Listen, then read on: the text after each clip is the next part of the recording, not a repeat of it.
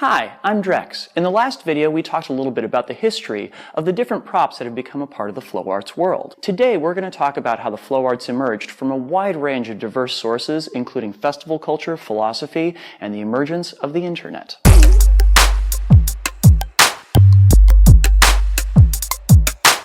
I think it's fair to say that one of the most powerful events that led to the formation of the modern flow arts world happened when modern-day fire spinning was born in 1946. A Samoan fire knife dancer by the name of Freddie Latuli borrowed elements of a fire eater's act to incorporate into his own at a Shriners convention. His act was a massive hit. He went on to star in several movies and perform all over the world. He also started a tradition that would eventually become a core element of the flow arts world, converting a prop for use with fire. Though a popular form of entertainment in the early 20th century, circus was also undergoing a massive series of changes.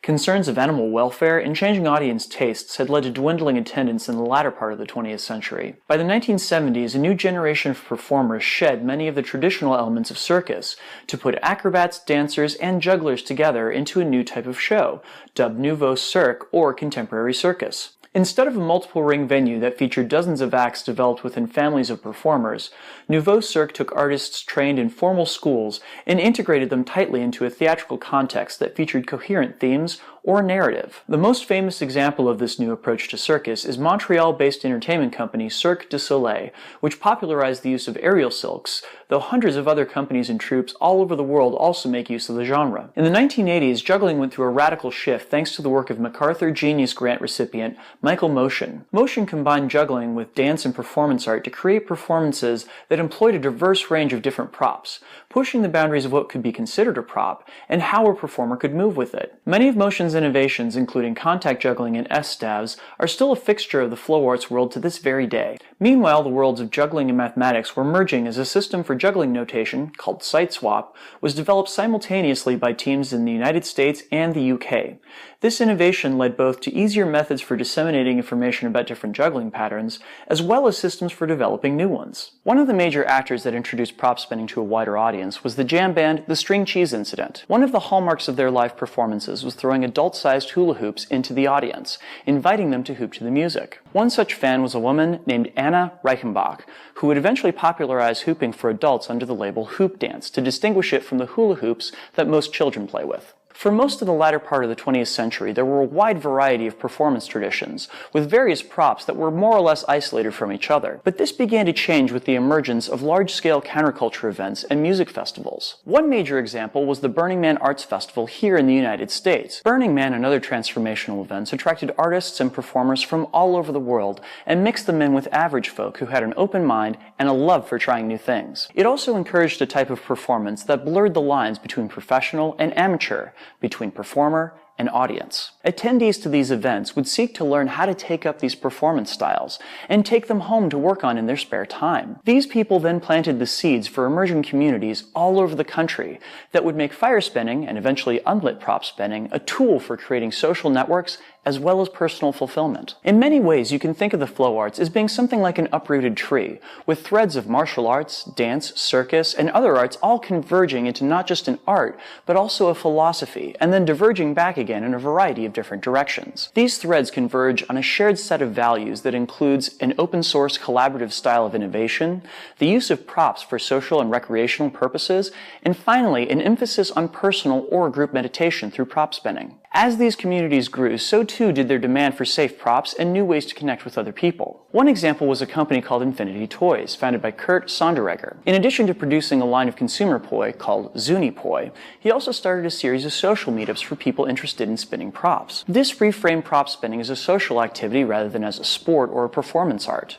It was through these meetups, called Spin Jams, that many of the people who would later become a part of San Francisco's burgeoning flow art scene would meet and become inspired, and the idea was exported to other communities all over the country. In 1998, Home of Poi was founded in Christchurch, New Zealand. In addition to fire spinning supplies, the company posted video tutorials on its site and hosted a forum system that was a place for people all over the world to exchange ideas, becoming the center of the world's fire spinning culture for the better part of a decade. Meanwhile, in the United States, Hooping.org was founded in 2003, both as an online forum and content aggregator for the emerging hoop community. In Europe, this type of synthesis was occurring at juggling and circus festivals, which swelled to attendance in the tens of thousands.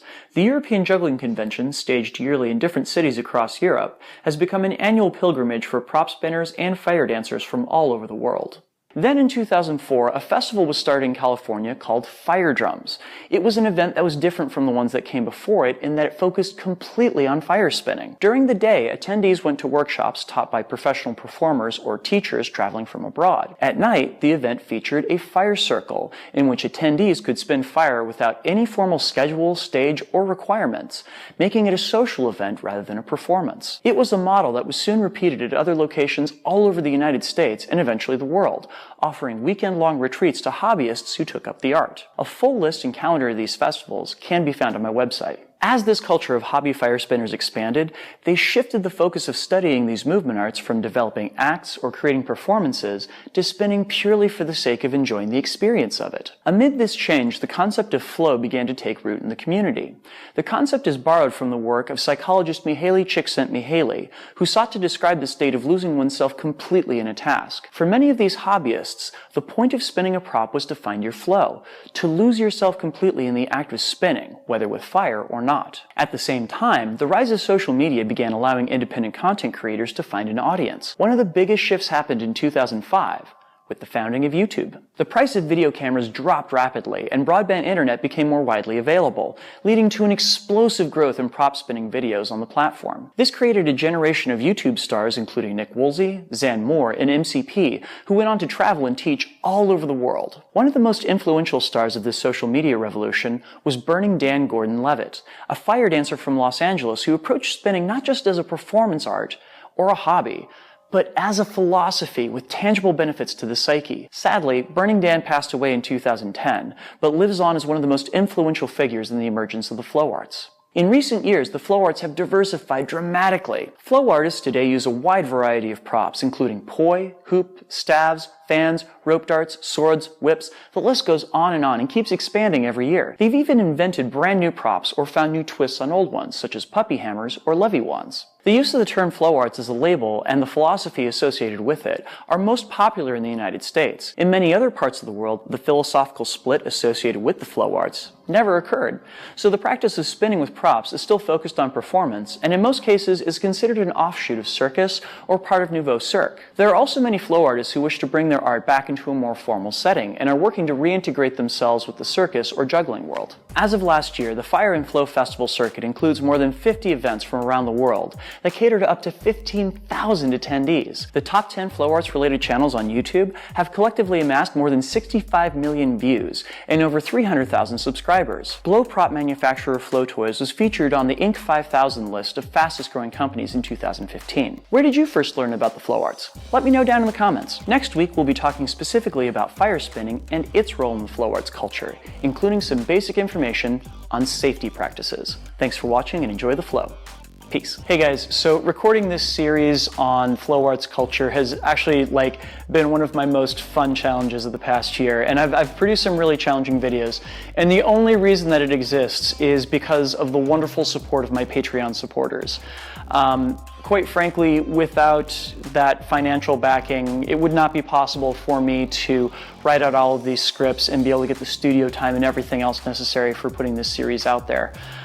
So pretty please, if this is a thing that you appreciate, if this is a thing you want to see more of, go to patreon.com/DrexFactorPoi and sign up to support these videos. You can do it for as little as $1 a month, and you get some cool little behind the scenes stuff that comes with that, as well as some great rewards. So for those of you guys that are already my Patreon supporters, thank you so much. And thanks to you guys, there's more of this stuff coming.